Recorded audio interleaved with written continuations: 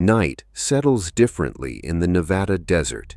It doesn't arrive like it does in cities, where lights keep the edges of things visible and noise fills the gaps between thoughts.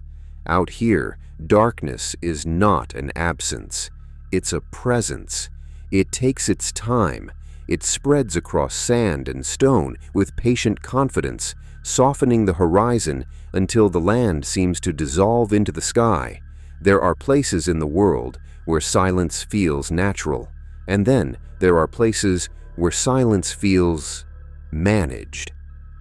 The desert north of Las Vegas has always carried that second kind of quiet, a quiet that suggests boundaries, a quiet that feels like a warning posted without words, a quiet that makes you aware of distance, distance from roads, from help, from witnesses, from anyone who would ask the wrong question at the wrong time. If you drive long enough, the towns thin out, the streetlights vanish, cell signals fade. You begin to understand how easy it would be to hide something out here, not only behind fences and signs, but behind the simple fact that almost no one is watching. And yet, people have watched. For decades, headlights have crept along dirt roads that don't appear on tourist maps. Cameras have been lifted in trembling hands.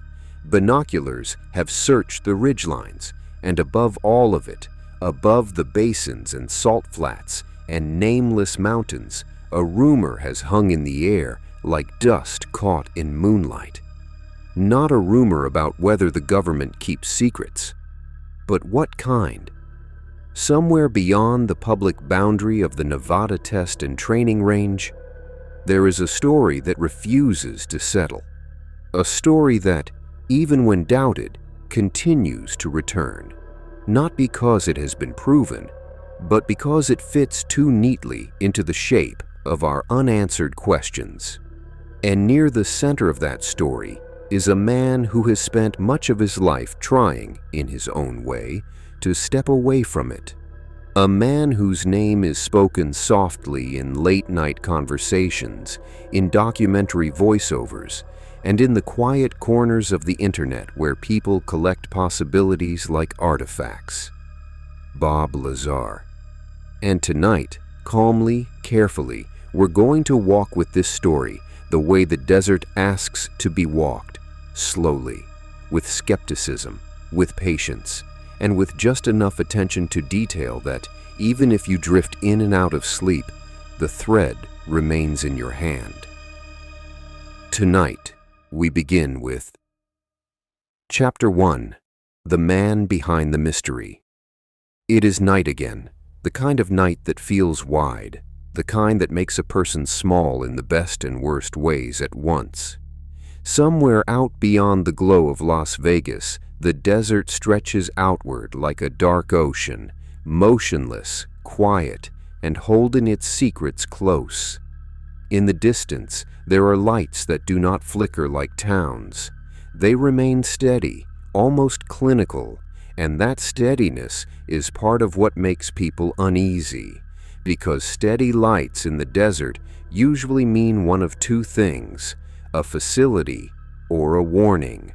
The first thing to understand about Bob Lazar is that his story didn't begin with a flying saucer. It began with an ordinary human trait: obsession. Not obsession in the dramatic sense. No wild-eyed sermons, no frantic interviews, no urgent campaigns to convert the public. But something quieter. The kind of fixation a person develops when machines make more sense than crowds, and when the most comforting feeling in the world is a problem you can hold in your hands. According to Lazar's own accounts, he was born January 26, 1959, and grew up in Florida, in a place that, at first glance, seems far removed from the dry, guarded silence of Nevada. He has described himself as a tinkerer, a person drawn to engines and electronics, to devices that hum, spark, or behave in ways that can be measured. If you listen closely to the way Lazar tells his story, that early fascination is important, not because it proves anything about alien craft, but because it explains the shape of his mind, a mind that liked mechanisms, a mind that wanted to understand how things worked, and a mind that, if his claims are accurate, would later be placed in front of something designed by an intelligence that did not think the way humans think at all. In the early 1980s, Lazar's life begins to drift west, toward Las Vegas, toward the edges of the Nevada desert, toward a landscape where enormous government projects have long found room to breathe. He claimed he worked at Los Alamos National Laboratory, a name that carries weight even for those who don't follow science closely. Los Alamos is tied to the Manhattan Project, to nuclear history, to the kind of research that doesn't always announce itself in public.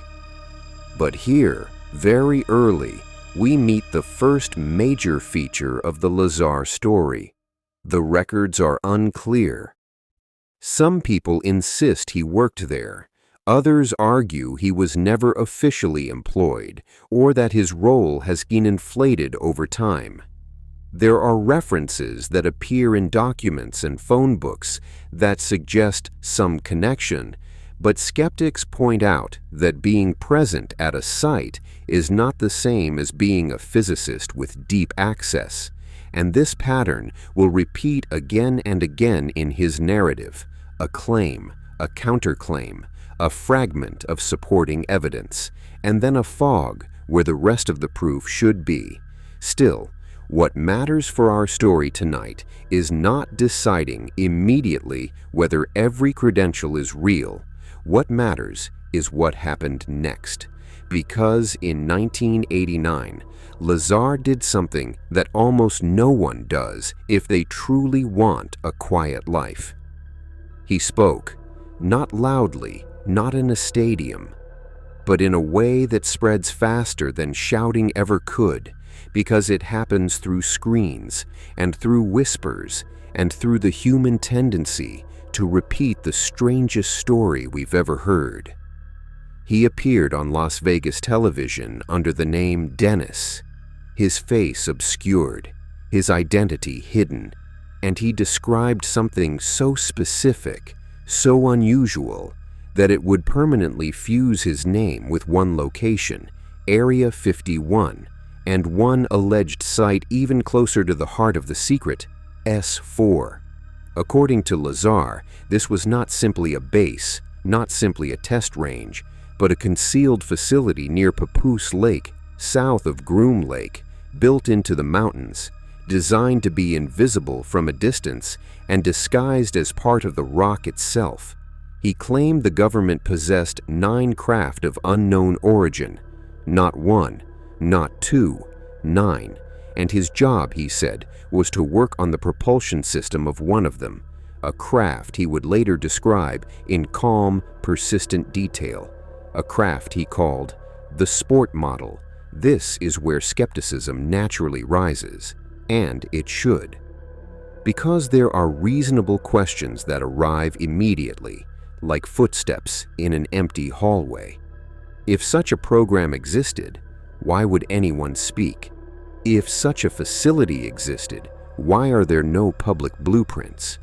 If such craft existed, why hasn't anything leaked in a form more solid than testimony?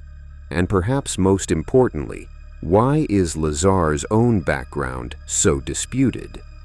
Some argue his educational claims can't be verified because they were embellished. Others argue the lack of records itself is suspicious.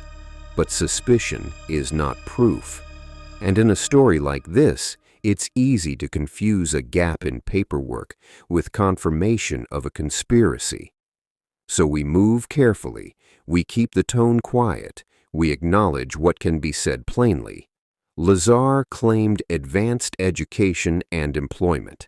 Investigators have disputed parts of that history. Lazar claimed records were erased to discredit him. Skeptics argue the simpler explanation is that the credentials never existed as described, and the truth, if it exists, may be tangled somewhere in between. Still, here is the strange part. Even people who doubt Lazar's entire story often admit something uncomfortable. He didn't speak like a man improvising. He spoke like someone repeating what he had already rehearsed in his mind 1,000 times, sometimes with fear, sometimes with exhaustion, sometimes with the flatness of a person describing a machine instead of a miracle. He described a biometric hand scanner, a device measuring bone length and hand geometry, at a time when such technology was not widely known to the public. He described compartmentalization, teams kept separate, knowledge divided like pieces of a broken mirror. He described briefing documents and claims about origin stories and details that sound like science fiction, but are presented without the emotional peaks that fiction usually contains. And that presentation, calm, technical, restrained, is one of the reasons the Lazar story continues to survive. Not because it has been proven, but because it refuses to behave like a typical hoax. It behaves like a memory, and memories, whether true or false, tend to have weight. And to understand that weight, we have to go back before the interviews, before Dennis, before S4 became a word people whispered. We have to return to the early years when Bob Lazar was still just a person fascinated by machines and not yet a symbol of something much larger. Chapter 2. Before the desert knew his name. The desert remains quiet. The stars above Nevada do not look like they do above cities. They don't shimmer against pollution. They feel closer, harder, more present. And when you look at them long enough, the mind begins to do what it always does in darkness. It starts connecting dots, not just in the sky, in history, in rumor, in the lives of people who say they have seen something they weren't meant to see. Before Bob Lazar became linked to Area 51, he occupied a different kind of identity, one that's easy to overlook. He was, by most accounts, a person who liked to build, to test, to tinker, and that kind of personality often drifts toward places where the boundary between hobby and serious science begins to blur. In the 1980s, the American West attracted more than gamblers and tourists. It attracted contractors, technicians, people who didn't mind distance, people who could work around sensitive materials without asking too many questions. And Las Vegas, glittering, loud, and crowded, sat uncomfortably close to one of the most restricted regions in the United States. Lazar has described an interest in propulsion systems and high-energy devices, and whether those claims are exaggerated or accurate, they are consistent with the image he later presented.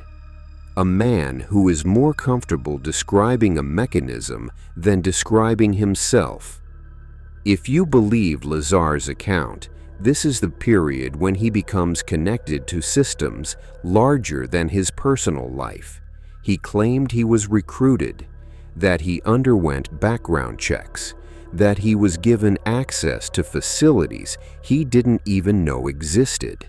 And then, according to him, he was introduced to a program that did not behave like ordinary government work, not because it was evil, not because it was dramatic, but because it was compartmentalized, sealed, and quietly guarded in a way that suggests the goal wasn't simply security, but control of the narrative. At this stage in the story, the key icons begin to appear like recurring symbols in a dream. Groom Lake, the public-facing name that people recognize now as Area 51. Papoose Lake, the alleged nearby location Lazar would later emphasize, the black bus, windows darkened, route hidden, S4, a name that sounds like a filing cabinet label, the sport model, a craft described as seamless, metallic, unfamiliar, element 115, acclaimed fuel, strange and unstable in modern synthesis. Gravity amplifiers, a term that feels technical, almost too technical to be invented casually. Even if you doubt all of it, the symbolism is hard to ignore. It's a story built on objects and places, on things you could point to, if you were allowed to stand close enough. But there is another possibility, and it must be said calmly. It's possible that the clarity of Lazar's story is not evidence of truth, but evidence of preparation.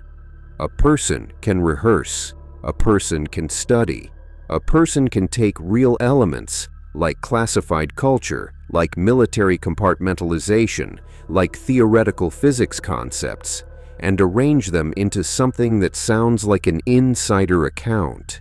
That is not an accusation. It's simply one of the realities of human storytelling.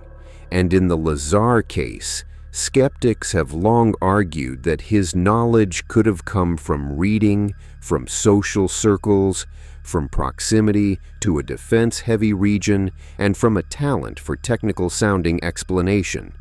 It's also worth noting, the UFO community itself, even before Lazar, had existing motifs: secret hangars, recovered craft, hidden programs, the desert as a stage. So the question becomes quiet and complicated. Did Lazar reveal something hidden, or did he step into a pre-existing myth and become its most famous narrator? And yet, if Lazar was inventing it, the choice he made in 1989 is still curious. He didn't begin with fame. He began with anonymity, with a shadowed face, with the alias Dennis.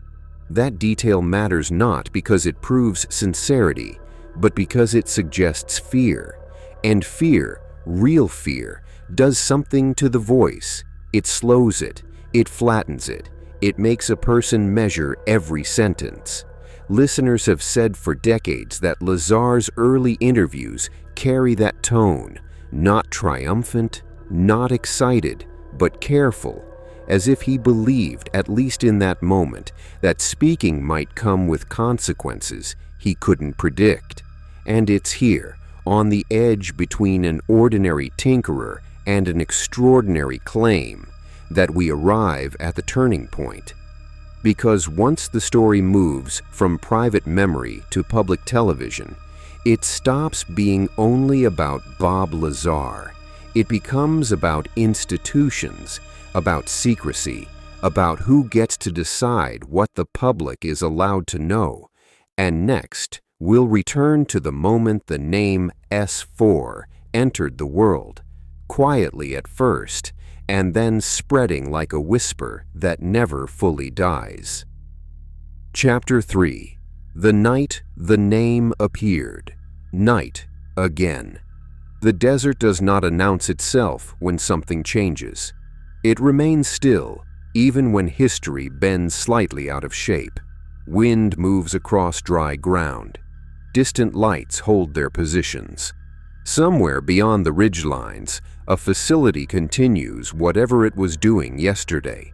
And in a small television studio in Las Vegas, a man prepares to speak without being seen.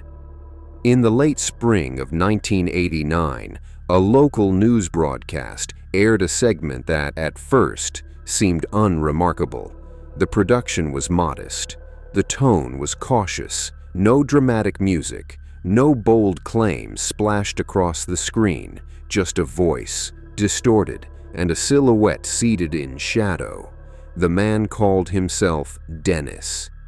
What he described that night would quietly alter the public's relationship with a place most people had never heard of, and a place many would never stop wondering about.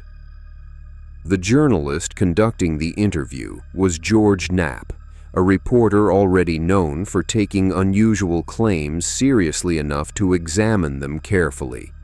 Knapp did not present the story as proof. He presented it as testimony. The man in shadow claimed he had been employed at a remote installation near Groom Lake, an area already surrounded by restricted airspace and decades of speculation. But he did not stop there. He introduced a second location, a smaller one, closer, more concealed, a facility he referred to simply as S4. According to his account, S4 was not visible from a distance. It did not rise from the desert floor like a base or an airstrip. Instead, it was built into the terrain, with hangar entrances shaped and colored to blend seamlessly into the mountainside. Inside those hangars, he said, were objects that did not resemble experimental aircraft. They were complete, finished, not prototypes, not mock-ups, craft. He claimed there were multiple vehicles, each stored separately, each different in form. And his assignment, as he described it, was not to invent something new, but to understand something that already existed. The phrase he used was reverse engineering, and the technology, he said, did not originate on Earth. From the moment the interview aired, skepticism followed naturally. Anonymous testimony is not evidence, local news is not peer review, and extraordinary claims, by their nature, demand extraordinary scrutiny. Critics pointed out that secrecy itself is not unusual in military research, that underground facilities exist for many reasons. That aircraft development has always included deception, misdirection, and compartmentalization. They also noted something important. The man provided no physical proof, no photographs, no documents, no materials, only descriptions. And descriptions, no matter how detailed, are still words. Yet, this did not end the conversation, because even skeptics noticed something odd. The language was not theatrical. There were no emotional spikes, no pleas to be believed, no predictions, just measured explanations, almost instructional. The name S4 was not dramatic. That may be why it endured. It sounded bureaucratic, mundane, like a label on a drawer. And in government systems, labels like that are often used for things meant to remain unremarkable. That subtlety made people uneasy. Because if someone were inventing a fantasy, why choose something so plain? And if someone were telling the truth, why choose anything else? The interview ended without resolution. No confirmation, no denial, just silence. But silence, as it often does, left room for memory to grow. And within weeks, the man in shadow would step forward, removing the disguise and attaching his real name to the story. A decision that would follow him for the rest of his life. Chapter 4. When a person becomes a question. Morning light reaches the desert slowly. Mountains keep their shadows longer than cities do, and when the sun finally rises, it does not erase the night. It simply reveals what has been there all along. In the days following the broadcast, something subtle shifted. The story did not disappear, it expanded.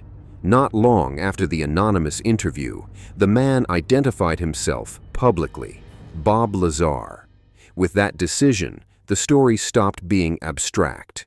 It now had a face, a voice, a past that could be examined, and examined it was. Almost immediately, attention turned away from the claims and toward the man making them. Reporters searched for academic records. Colleagues were contacted. Institutions were asked to confirm employment, and the results were uneven. Some records were missing, others were contradictory. Some individuals claimed familiarity with Lazar's work. Others said they had never heard of him. This absence became the center of the debate. If Lazar had worked where he said he worked, why was there no clear trail? If he had studied where he claimed to study, why were there no surviving records? Lazar's response was consistent. He said the erasure was intentional, that discrediting the messenger was easier than addressing the message. Skeptics countered with a simpler explanation. The claims were exaggerated or false, and once again, the story settled into its defining shape. Two interpretations occupying the same space, neither able to fully eliminate the other. From a critical standpoint, this phase is crucial. It is entirely reasonable to doubt a narrative that cannot be independently verified. It is also reasonable to question whether someone might misunderstand their own role in a large compartmentalized system. Memory is fallible, perception is subjective, and proximity to secrecy can sometimes inflate assumptions. But there is another angle, quieter, less comfortable. Intelligence agencies do not confirm sensitive programs, they do not correct rumors, and they rarely clarify misunderstandings. They allow ambiguity to do the work, so when no official clarification arrives, absence itself becomes ambiguous, not proof, but not closure either. This is where Bob Lazar stopped being just a person. He became a reference point, a test case, not of extraterrestrial technology, but of how secrecy interacts with human credibility. Whether one believes him or not, his story created a framework through which later events would be interpreted. When people saw strange lights in restricted airspace, they thought of Groom Lake. When pilots described impossible maneuvers, they thought of gravity-based propulsion. When officials refused to comment, they remembered the silence around S4. The story began to echo forward in time, and while public debate focused on records and credentials, something else was happening quietly, away from cameras and studios. Because according to Lazar, his involvement with the program did not end politely. It ended abruptly, and the desert, once again, would become the stage. Chapter 5. The Black Bus. Night returns without ceremony. The desert does not remember yesterday. It does not care who passed through or what was said on television. Wind moves across dry ground the same way it always has. Stars hold their positions. Somewhere beyond the horizon, engines hum briefly, then fall silent. And along a stretch of road that does not appear on civilian maps, a vehicle waits. According to Bob Lazar, access to S4 did not begin at the facility itself. It began with transport, not a drive you chose, not a route you memorized, but a journey designed to remove your sense of place. He described being taken aboard a bus with blacked-out windows, escorted from the Groom Lake area toward a location he could not visually track. The goal, he said, was simple. Even if you wanted to return, you wouldn't know how. Lazar claimed that each workday followed a ritualized pattern. Personnel arrived at Groom Lake by conventional means. From there, a smaller group was separated. Identification was verified. Instructions were repeated. Conversation was discouraged. Then came the bus. Once inside, the windows offered no reference points, no horizon, no turns you could count reliably. The engine noise masked distance. The route twisted through desert terrain, past areas that did not look developed, and toward something deliberately concealed. Lazar said the ride lasted long enough to create disorientation. Time, rather than distance, became the only measurement. And when the doors finally opened, the environment had changed. No runways, no towers, no visible structures, just mountains and stone, and entrances that did not look like entrances at all. From a skeptical standpoint, nothing about this process is inherently extraordinary. Compartmentalized transport is common in sensitive programs. Blacked-out vehicles are used to protect locations and personnel. Disorientation is a standard security technique. What makes this account unusual is not the method, but what Lazar said waited at the end of the journey, because if S4 were simply another classified installation, the secrecy would be unremarkable. It is the purpose Lazar described that pushes the story beyond conventional military explanation. Transportation is the first layer of secrecy. It removes context. It turns geography into abstraction. And when location becomes uncertain, authority increases. Because once you no longer know where you are, you rely entirely on those who brought you.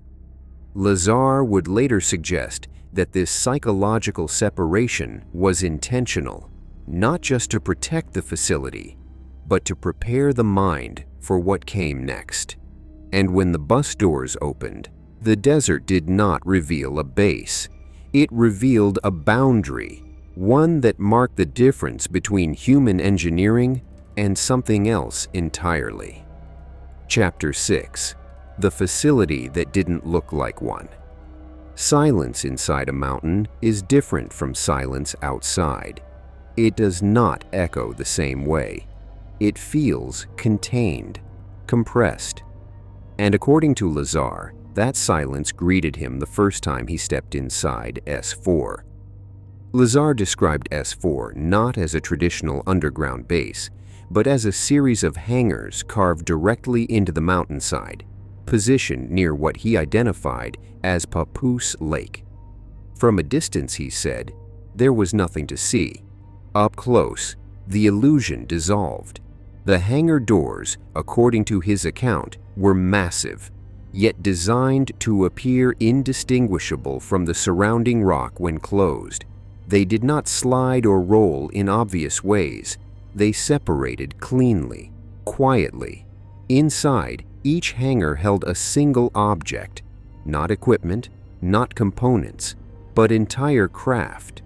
Lazar claimed there were multiple vehicles, each isolated from the others, different shapes, different sizes, no visible connection between their designs. This detail matters, because if the craft had been human-made, one would expect consistency, iteration, a design lineage. Instead, Lazar described diversity, as though they came from different origins, or different solutions to the same problem. Critics have long argued that such diversity could simply reflect experimental platforms. Test vehicles often vary wildly. Prototypes are not standardized. Dead-end concepts are common, and without photographic evidence, these descriptions remain unverifiable. Still, skeptics also acknowledge something curious. The absence of conventional construction features in Lazar's descriptions. No rivets, no seams, no weld lines. If invented, it is a remarkably specific omission. Human engineering leaves fingerprints. Even at its most advanced, it shows process. But Lazar described surfaces that appeared continuous, materials that felt metallic yet unfamiliar, a construction logic that did not reveal itself easily to touch or inspection. And that is the moment, if his account is accurate, when curiosity shifts into unease, because reverse engineering assumes a shared logic. And what if that logic doesn't exist? Among all the hangars, one craft stood apart, not because it was larger, but because it was assigned. And in the next chapter, we will approach it slowly. The object Lazar later referred to simply as the sport model. Chapter 7. The sport model. The air inside the mountain was still. Not the kind of stillness that comes from emptiness, but the kind that suggests something is being held in place. Sound did not travel far. Footsteps softened quickly. Even voices seemed to know better than to linger. According to Bob Lazar, this was where the ordinary rules of expectation finally gave way. Among the hangars at S4, one object was not just observed, it was assigned. Lazar referred to it with a name that felt almost casual, as if trying to domesticate something profoundly unfamiliar. He called it the sport model. The craft, as he described it, was compact, roughly the size of a small recreational vehicle, smooth, metallic, but not reflective in the way polished steel is reflective. Its surface did not appear assembled. There were no visible joints, no fasteners, no access panels. It looked finished, as though it had never needed to be opened. Lazar claimed the material felt cool to the touch, dense yet lighter than expected. It did not vibrate when powered down. It simply existed, resting on landing supports that seemed almost incidental, as if gravity were a temporary inconvenience rather than a defining force. What struck him most, he said, was the lack of symmetry we associate with human machinery. The craft was balanced, but not intuitively so, as if it had been designed by a mind that did not prioritize our sense of front, back, or orientation. Skeptics have long noted that seamless construction is often overstated in storytelling. Advanced manufacturing can reduce visible joints. Composite materials can obscure assembly lines. Human perception is unreliable when encountering unfamiliar forms. And yet, Lazar's descriptions have remained unchanged for decades, not more detailed, not embellished, just repeated. That consistency is not proof, but it is unusual. The name sport model itself is revealing.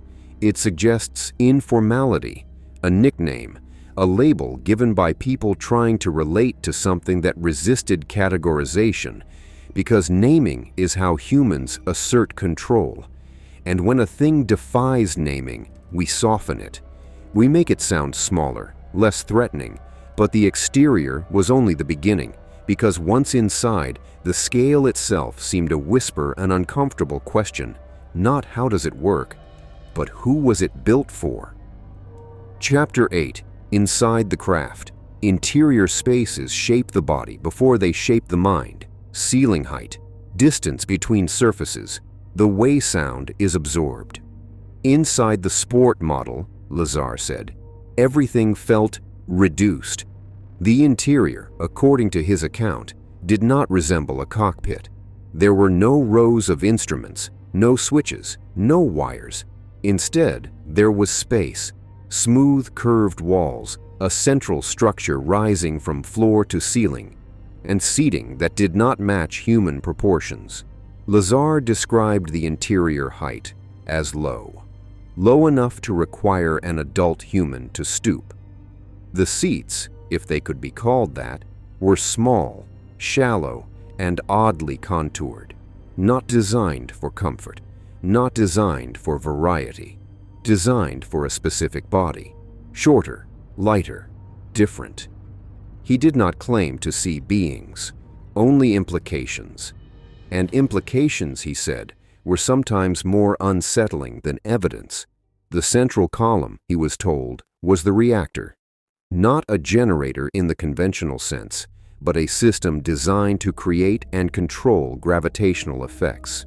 It did not radiate heat. It did not hum loudly. It did not announce itself. It simply waited. Interior minimalism is not unusual in advanced design. Efficiency often removes clutter. Automation reduces interfaces. Human assumptions about controls may not apply. Still, critics point out that describing an interior without instruments conveniently avoids technical verification. A room without controls cannot easily be disproven. Yet that absence remains one of the most striking aspects of Lazar's description. If the craft did not rely on manual input, then control itself becomes a different concept. And that idea, control without buttons, leads inevitably towards something less mechanical, something cognitive, something biological. Lazar would later suggest that interaction with the craft involved more than hands, that it required a certain way of thinking. He did not elaborate often, and when he did, his language became careful, as if even describing the idea felt intrusive. And beneath the floor, out of sight but central to everything, were components that, if they existed, would redefine physics itself. In the next chapter, we move downward, toward the system Lazar said made flight irrelevant. Chapter 9, The Gravity Beneath the Floor. Silence deepens the farther down you go. Inside a mountain, beneath layers of rock and reinforced concrete, sound behaves differently. It does not echo freely, it settles, it absorbs itself. Even mechanical noise seems reluctant to travel. According to Bob Lazar, this was where the most important part of the craft was hidden, not above, not in the walls, but beneath the floor. Lazar claimed that the sport model did not rely on propulsion in the way humans understand it. There were no engines pushing against air, no thrust, no exhaust. Instead, movement originated from something far stranger, gravity itself. He described 3 devices positioned in a triangular arrangement beneath the craft. He referred to them as gravity amplifiers. Their purpose, as he understood it, was not to create motion, but to shape space. According to Lazar, the amplifiers generated focused gravitational fields that could be aimed and synchronized. When activated together, they produced a distortion in space-time ahead of the craft. The craft did not travel through space. It allowed space to collapse toward it. The analogy he used was simple, almost gentle. The craft was not flying, it was falling forward. In this model, distance ceased to matter. Acceleration ceased to matter. The craft remained stationary within its own gravitational envelope while the universe rearranged itself around it. There was no inertia, no g-forces, no sonic boom, just movement without resistance. Modern physics does acknowledge space-time curvature. Gravitational waves exist. Mass distorts space. Time slows near strong gravitational fields. But manipulating gravity deliberately remains beyond current technology. We can observe it. We cannot shape it. Critics argue that Lazar's explanation borrows heavily from real theoretical concepts, assembled into a narrative that sounds plausible without being testable. And yet, the language he used was not speculative. He spoke as though he were describing a machine whose function had been demonstrated repeatedly in front of him. If gravity can be shaped, then propulsion becomes obsolete. Fuel becomes irrelevant. Distance becomes negotiable. Energy becomes abundant. And that implication, far more than extraterrestrials, may be the true reason such a system would be buried and hidden. Because technology that alters gravity would not just change travel, it would change power. But gravity, according to Lazar, was only half the mystery, because something had to feed the system, and whatever that fuel was, it did not belong on Earth. Chapter 10, The Element That Shouldn't Exist. In laboratories, names carry weight. They define categories. They imply boundaries. They tell us what is possible and what is not, and sometimes they mark the edge of our ignorance. At the center of the craft's reactor, Lazar claimed, was a substance unknown to contemporary science at the time. He called it Element 115. When Lazar first spoke publicly in 1989, the periodic table ended at lower atomic numbers. Elements beyond a certain threshold were theoretical, unstable, fleeting. Element 115 did not officially exist, yet Lazar claimed the reactor used a stable isotope of this element, one that could not be synthesized with existing human technology. According to his account, when element 115 was bombarded within the reactor, it produced a gravitational field, an output not of radiation or heat, but of space-time distortion. The reactor, he said, was small, roughly the size of a basketball, and it required no cooling system, no shielding, no visible safety mechanisms. It was self-contained, efficient, and terrifyingly advanced. In 2003, scientists succeeded in synthesizing a version of element 115, later named moscovium. It was unstable. It decayed almost instantly. It could not be stored. Skeptics took this as confirmation that Lazar's claim was false. Lazar's response was measured. He said the isotope they produced was not the same, that the material he encountered was not native to Earth. That absence of proof did not mean absence of possibility. Neither position resolved the debate. The concept of a stable, super-heavy element touches something deeper than UFO lore. It suggests that the periodic table itself may not be complete in all environments, that what is unstable here may be stable elsewhere, and that physics, like geography, may depend on where you stand. If true, element 115 would not simply power a craft. It would reveal a universe that plays by different rules in different places. Lazar never claimed mastery of the reactor, only exposure. And that exposure, he said, came with limits. Limits imposed not by physics, but by people, because no one at S4 was allowed to see the whole picture. Chapter 11. What you were not allowed to know. The deeper a secret goes, the quieter the people around it become. Inside restricted facilities, silence is not just absence of sound. It is policy. It is enforced.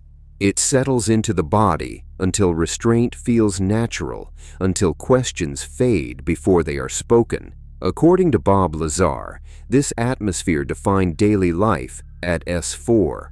Lazar repeatedly emphasized that his work environment was not collaborative. It was fragmented. No one saw the full system. No one understood the entire craft. No one was encouraged to ask why. He described teams divided by discipline. One group studied materials, another examined propulsion effects, another analyzed systems behavior. Each team was isolated. Communication between groups was discouraged or outright prohibited. Personnel were told to focus only on their assigned component, nothing more. This was not framed as mistrust. It was framed as protection. If no one knows everything, then no one can reveal everything. Briefings were limited. Documents were controlled. Access changed without explanation. Even names were replaced with codes and initials.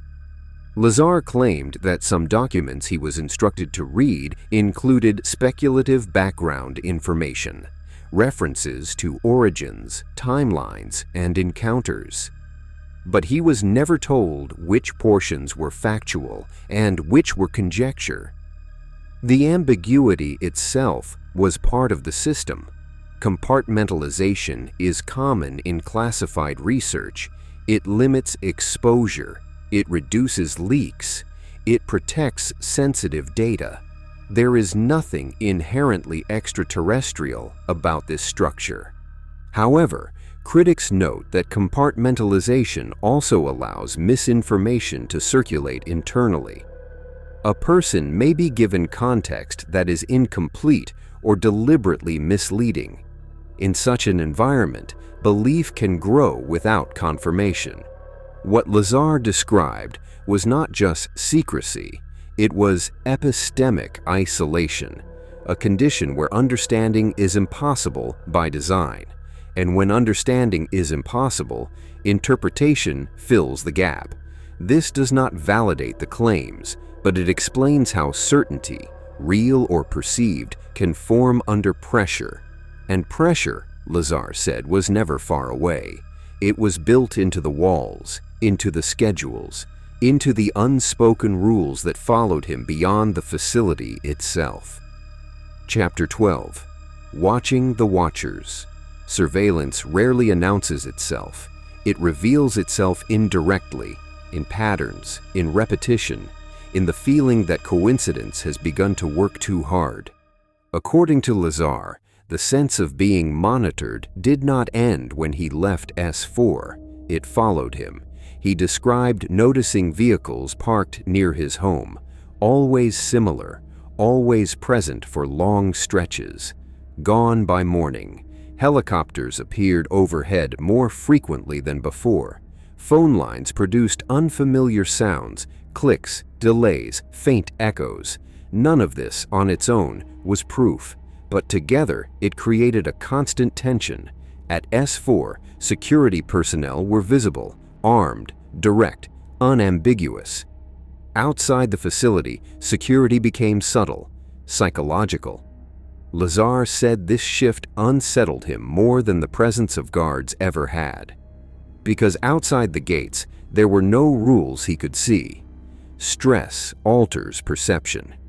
After exposure to high-security environments, ordinary events can feel threatening. Surveillance fatigue is real.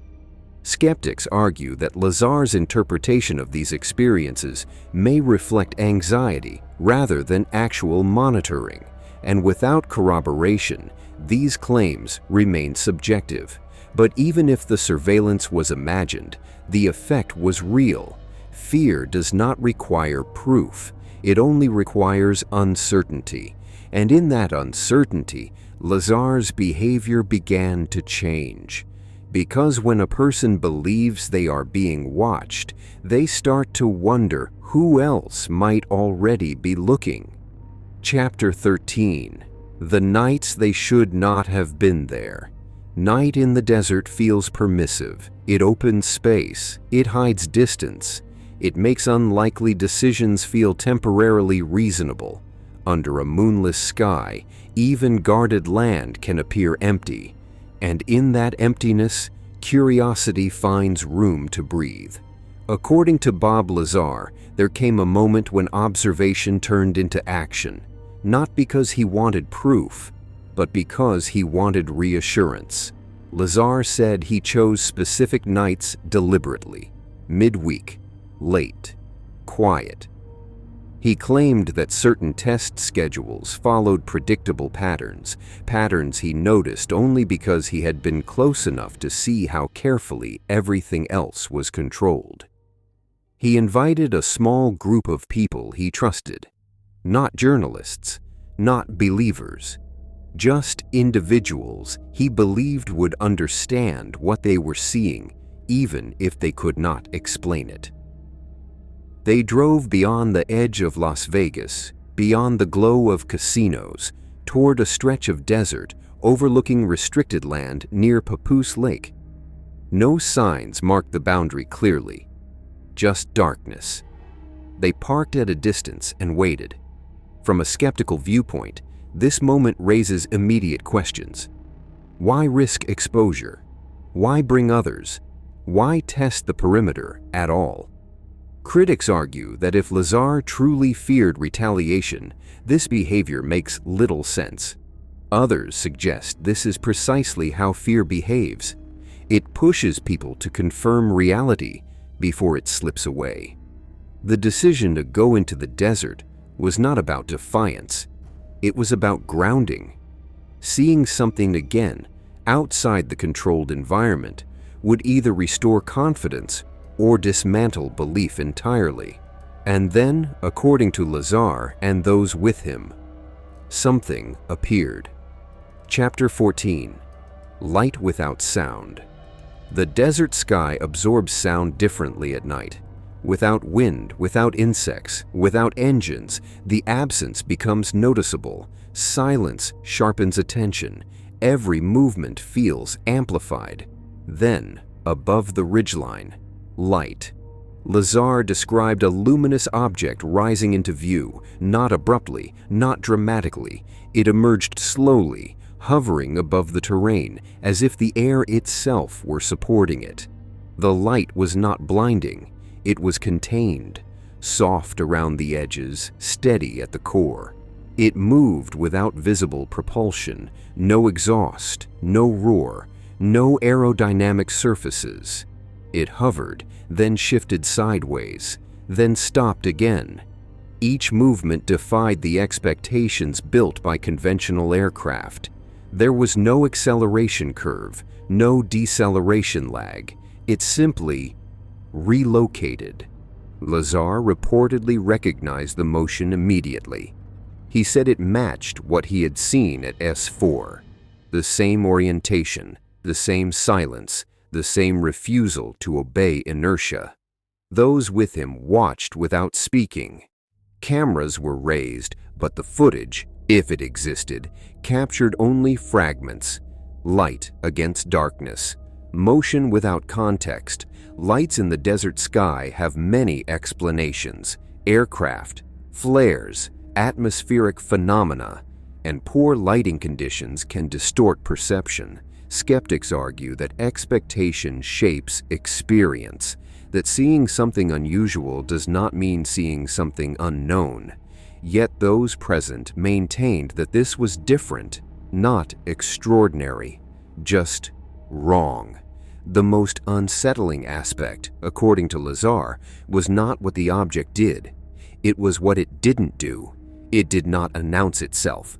It did not evade. It did not perform.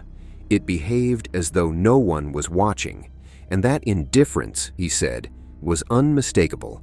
But observation leaves traces, and the desert, despite its silence, remembers more than people think. Chapter 15. When the desert answered back. The desert rarely reacts immediately. It absorbs footsteps. It swallows voices. It lets mistakes travel a long way before responding. But sometimes the response is sudden and unmistakable. After the nights of observation, Lazar said the atmosphere around him changed, not gradually, abruptly. On a later visit to the same overlook, Lazar and his companions had barely settled into place when the darkness shifted. Lights appeared on the ground, not distant, not ambiguous. Vehicles emerged where there had been nothing moments before. Spotlights cut through the night, flattening the landscape, erasing shadows, exposing faces. Security personnel approached with efficiency, not urgency. Names were requested. Identification was examined. Equipment was taken. There was no shouting, no dramatics, just quiet authority. Lazar said this calm response frightened him more than anger would have, because it suggested preparation. The group was released without arrest, but the message was clear. The desert was not empty, and it was not forgiving. From a conventional standpoint, this incident fits within normal military response. Restricted areas are monitored. Trespassers are identified. Warnings are issued. Nothing about this interaction, by itself, confirms extraordinary activity, but it did confirm something else. They had been noticed. Being seen changes behavior. It transforms curiosity into risk, and once risk enters the equation, silence becomes harder to maintain. The next day, Lazar said, the consequences followed him indoors. Chapter 16. The door that no longer opened. Facilities announce rejection quietly. A badge fails. A door does not respond. A routine suddenly ends. According to Lazar, when he returned to work, the system had already adjusted. He was no longer part of it. His access credentials no longer functioned. He was escorted to a small room. No windows, no clock. Inside, he was presented with information meant to demonstrate control. Transcripts of phone conversations, details of private communications, evidence that his life beyond the facility was not as private as he believed. The implication was not subtle. He had crossed a line. He was reminded of the obligations he had agreed to. And then, without ceremony, his involvement ended. No formal explanation, no debriefing, no closure, just removal. Termination from classified projects is not unusual. Access is revoked. Personnel are dismissed. Non-disclosure agreements remain in force.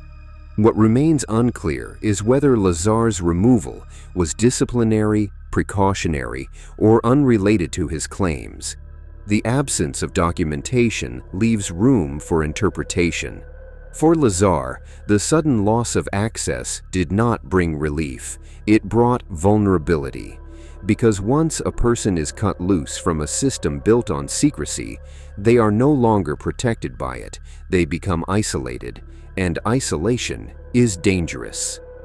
Faced with silence from the inside, Lazar turned outward, toward the only place secrecy cannot fully control: public attention. Chapter 17. Choosing the Light. There is a particular stillness that follows a warning, not relief, not panic, just a narrowing of options. When doors close quietly, the silence they leave behind can feel heavier than noise ever did.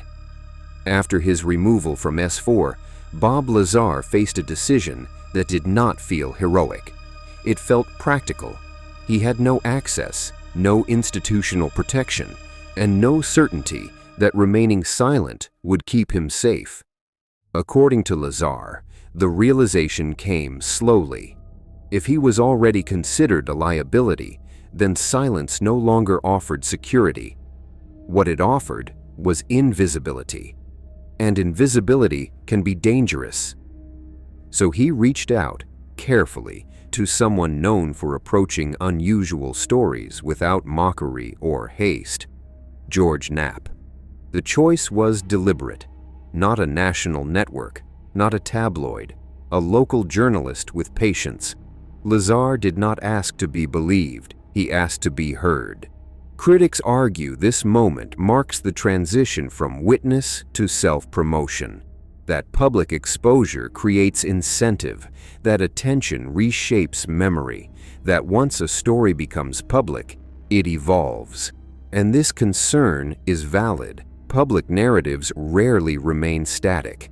But Lazar's early appearances remained unusually restrained. No dramatic conclusions, no calls to action, no emotional appeals, just explanation. The decision to speak publicly did not guarantee protection, it merely redistributed risk. Instead of secrecy, there was scrutiny. Instead of surveillance, there was doubt. And doubt, unlike secrecy, spreads. The interview that followed would not settle the matter, but it would change the shape of the conversation forever. Chapter 18. When a place became a symbol. Television light is harsh. It flattens shadows, removes depth, turns nuance into contrast. And yet, on that screen, something unexpected happened. A quiet story traveled farther than noise ever could. When Bob Lazar appeared again, this time with his identity known, the reaction was immediate, not because of what he revealed, but because of where his story pointed.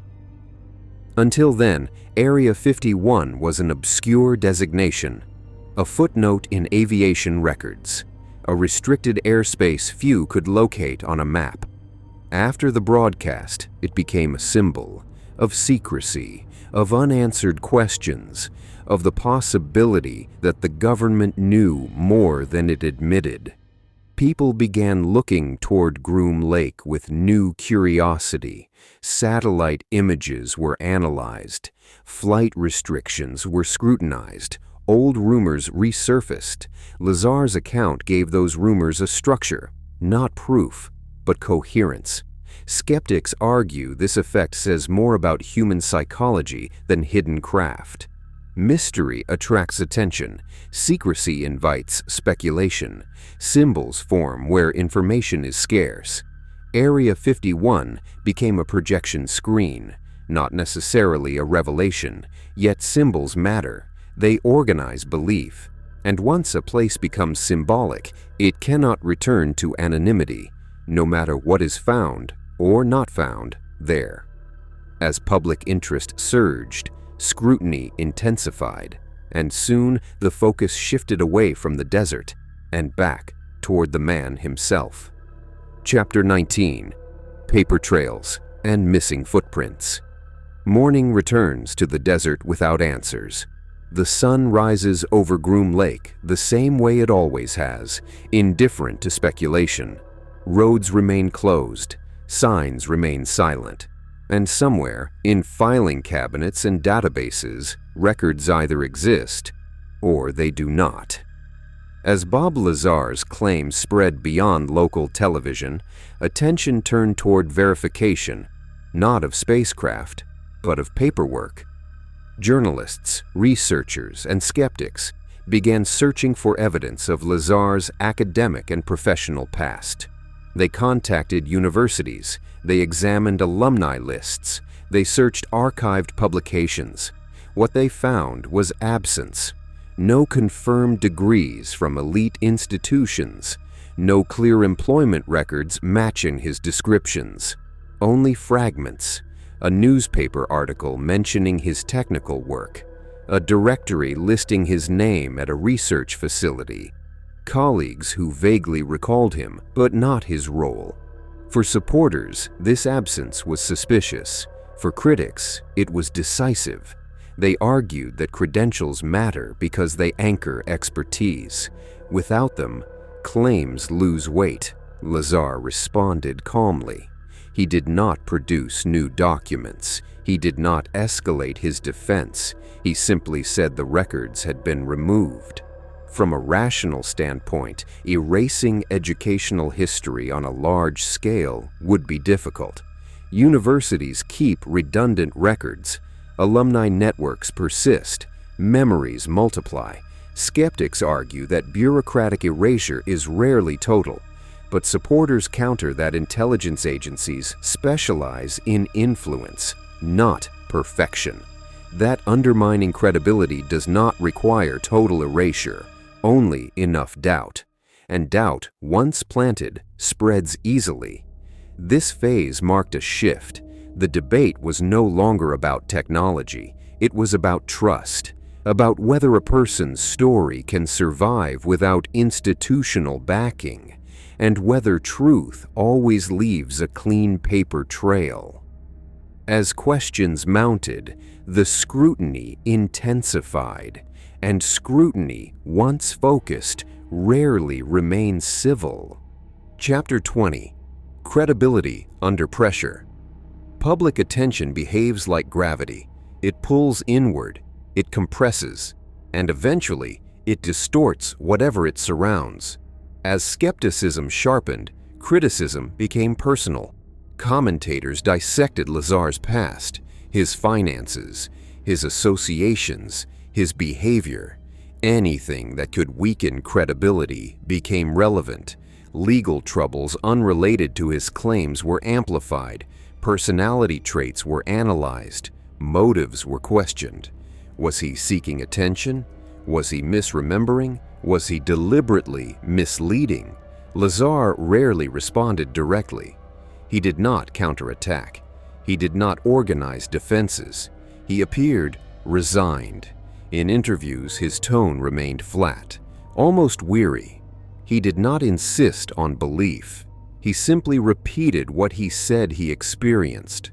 From a skeptical lens, This restraint could be interpreted as avoidance, a lack of engagement, a refusal to confront inconsistencies. From another perspective, it could indicate fatigue, a recognition that once a narrative escapes into public debate, control is lost. This is the paradox of whistleblowing. The act of speaking does not resolve uncertainty, it relocates it. Instead of silence, there is noise.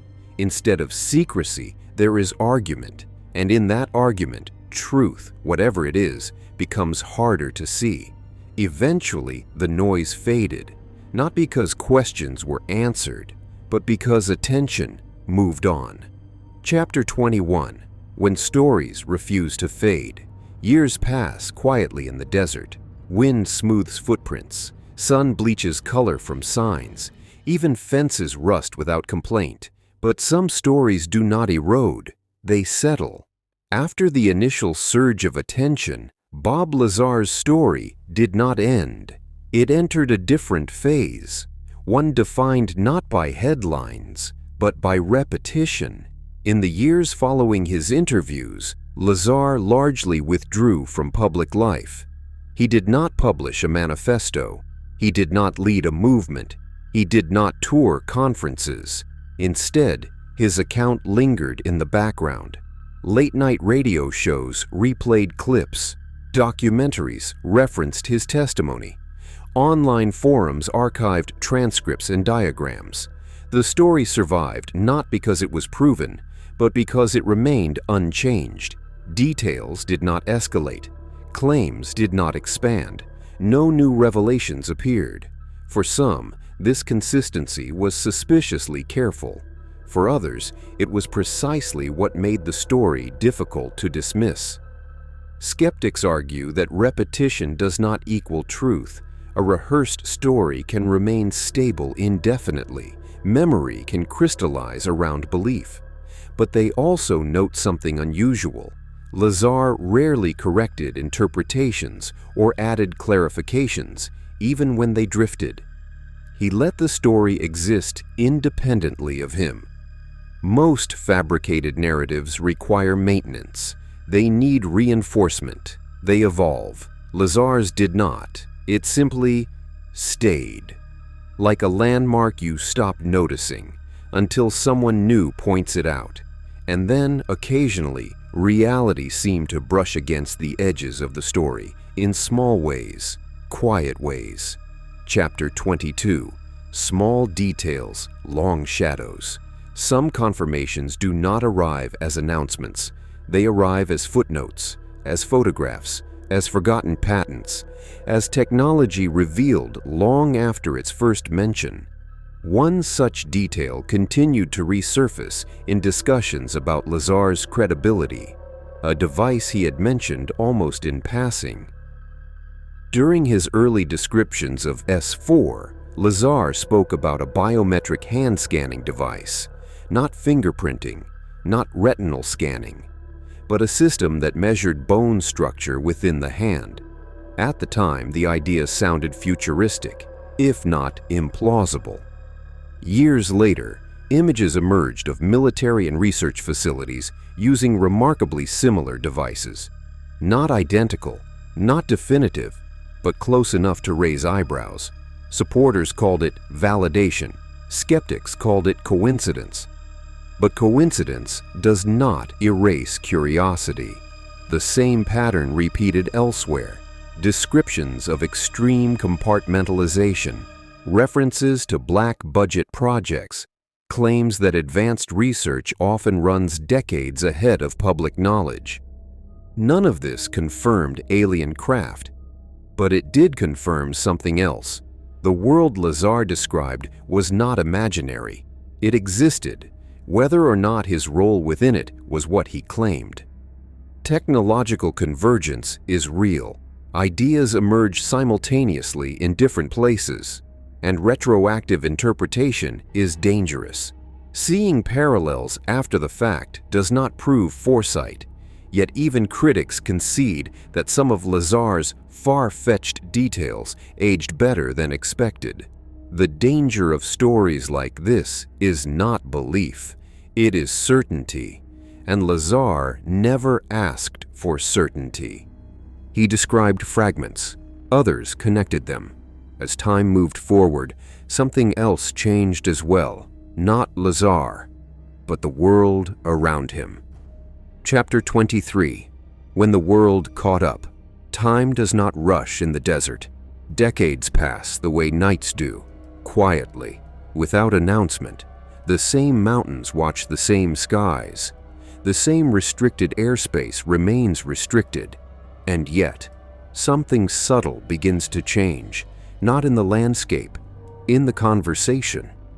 Long after Bob Lazar stepped away from the spotlight, the subject he was linked to slowly re-entered public discourse, this time through official channels. In the late 2000s and early 2000s, reports surfaced that the U.S. military had been quietly studying unidentified aerial phenomena. Not rumors, not leaked memos, but acknowledged programs.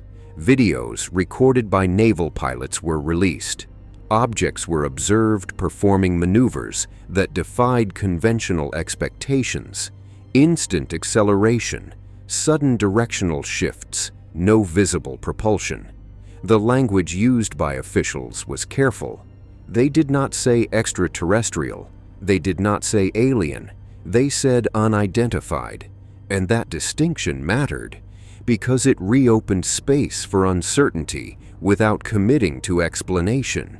For those familiar with Lazar's decades-old descriptions, the similarities were difficult to ignore. Not identical, but familiar. Skeptics cautioned against drawing lines too quickly. Sensor error, instrument limitations, human perception. These explanations remained viable. And importantly, none of the released material confirmed recovered craft or reverse engineering programs. Correlation is not confirmation. Yet even critics acknowledged something had shifted. The stigma was gone. The question itself was now acceptable. When institutions begin asking questions they once avoided, old stories resurface naturally, not because they were right, but because they were early. Lazar's account re-emerged not as evidence, but as context, a narrative people revisited when trying to make sense of the unknown. And as the world looked upward again, attention returned, briefly, to the man who had spoken too soon. Chapter 24. The Reluctant Return. Public life has a way of pulling people back in, not forcefully, but persistently, like a tide that never quite stops reaching. After many years of relative silence, Bob Lazar appeared again, this time older, quieter, and visibly cautious. In later appearances, Lazar did not present new claims. He did not revise old ones. He looked tired, not burdened by secrets, but by repetition. He spoke about stress, about scrutiny, about the cost of attention. He maintained that he had nothing to gain from the story continuing. No book deals, no lecture circuit, no campaigns, and his life reflected that. He worked, he kept routines, he avoided spectacle. Those who met him described a man uncomfortable with attention, yet unwilling to deny his past. Skeptics argue that reappearance itself sustains myth, that each return reinforces belief, that silence would allow the story to fade naturally. But Lazar never seemed interested in sustaining anything. He answered questions when asked, and then stepped back again. Some stories endure not because they are promoted, but because they fit unanswered spaces too well to disappear. And beneath all discussion of craft and programs, a quieter question began to surface, one that had little to do with technology at all. Chapter 25. Memory is not evidence. Late night returns, not the kind marked by clocks or schedules, but the kind that arrives when the world has stopped asking for answers. The desert cools, wind drifts without purpose, and above it all, the sky remains unchanged by human uncertainty. This is the hour when memory feels closest. At a certain distance from events, stories stop behaving like facts. They become memories, and memory, unlike evidence, does not demand agreement. Bob Lazar's story has always lived in this space, not verified, not disproven, not resolved, just remembered. Over time, listeners began to notice something important. The story did not require belief to have an effect. Even skeptics, those who dismiss the claims outright, often admitted that the narrative lingered longer than expected, because Lazar never framed his experience as revelation. He framed it as recollection. He did not say, "This is the truth." He said, "This is what I saw." That distinction matters. Memory does not argue, it does not persuade, it simply exists.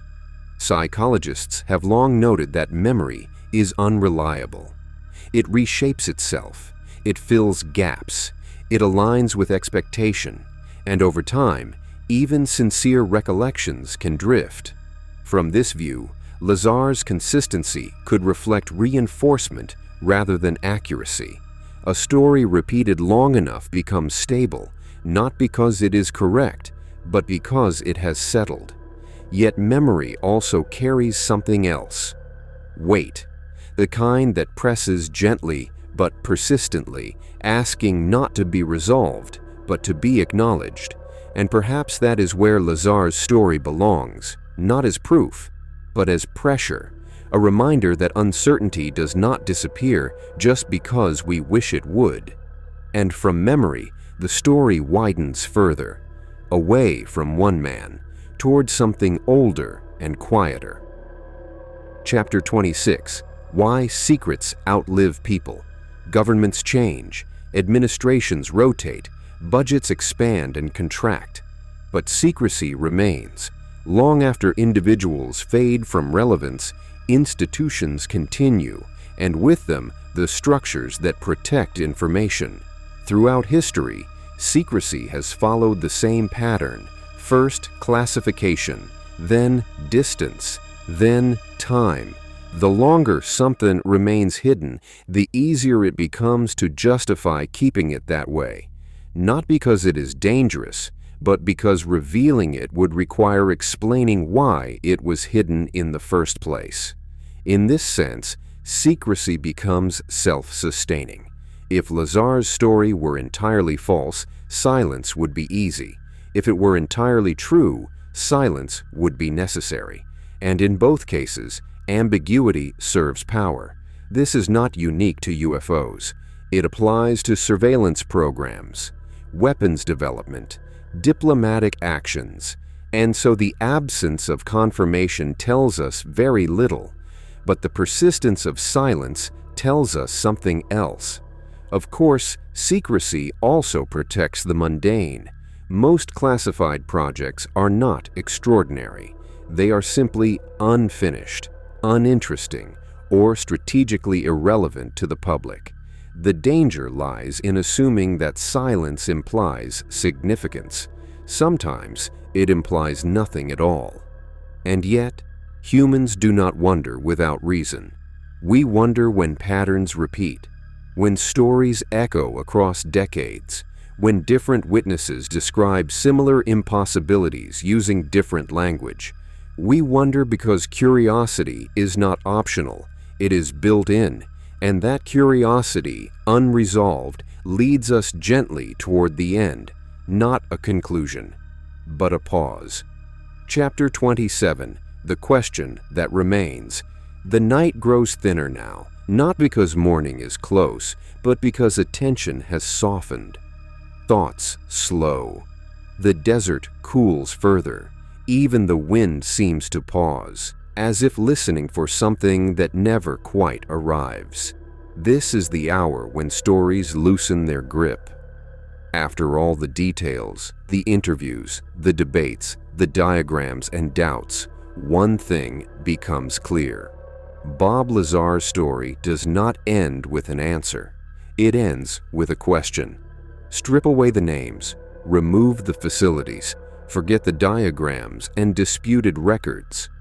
What remains is not a claim about aliens. It is a question about knowledge. What happens when a person believes they have seen something that changes their understanding of reality and discovers that there is no safe place to put that knowledge? Too strange for science, too uncertain for proof, too disruptive for institutions. The story lingers not because it convinces, but because it unsettles. It suggests that the boundary between the known and the unknown may not be fixed, that it may shift quietly without permission. Of course, there is another possibility, that nothing extraordinary happened at all, that the story is a mosaic of misunderstanding, assumption, and coincidence, that the craft were conventional, the lights misinterpreted, the secrecy misread. This explanation remains valid and important because skepticism is not cynicism. It is restraint. But even restraint leaves room for wondering because certainty in either direction closes doors. And this story has never closed. And so, rather than ask what was true, we are left asking why this story stayed. Chapter 28. Letting the Mystery Rest. The desert is quiet now. No vehicles move in the distance. No lights shift across the hills. Whatever once happened, whatever did not, has settled into the land itself, indistinguishable from memory. In the end, Bob Lazar was not a hero. He was not a villain. He was not a prophet. He was a person who told a story and then lived with it. He did not control how others interpreted his words. He did not choose how the story evolved. He did not resolve the questions it raised. He simply stepped back, and in doing so, allowed the mystery to remain intact. Perhaps that is why the story works best at night, because night is not about answers, it is about space, about letting thoughts drift without demanding resolution, about accepting that some things remain unfinished, not because they are important, but because they are human. There will always be those who search for proof, and those who dismiss the search entirely. Both are necessary, but between them is a quieter group, those who listen, those who wonder, those who understand that not every mystery is meant to be solved. Some are meant to be carried gently, without urgency.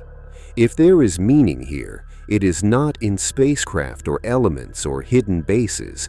It is in humility, in recognizing how little we know and how carefully we should treat the unknown. So we leave the story here, not concluded, not resolved, just set down. The desert is quiet now, the fences remain, the sky remains wide. Whatever once moved above Groom Lake, if anything ever did, no longer asks to be seen, and Bob Lazar's story, like so many others, drifts into the place stories go when they are finished being told, not forgotten, just resting. Let the mystery rest, let the silence remain, and let sleep come easily. Good night.